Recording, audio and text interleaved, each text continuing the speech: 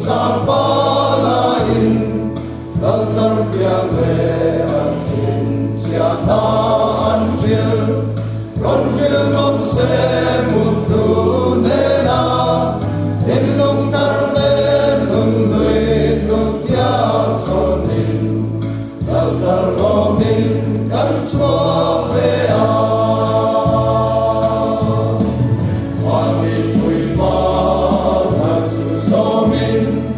Sung beraro pui rose, lei sungaren na le rose, din sahi rem sangu.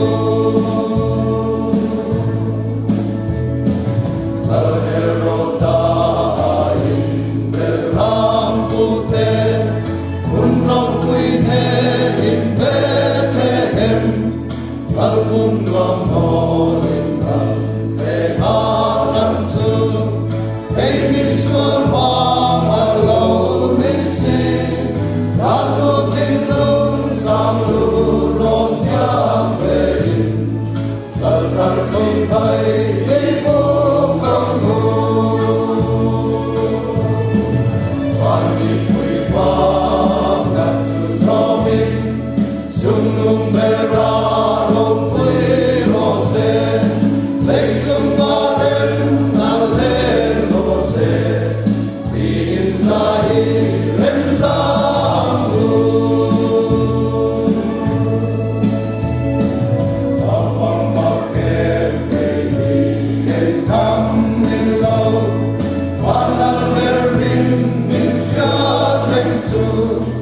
Kanun aku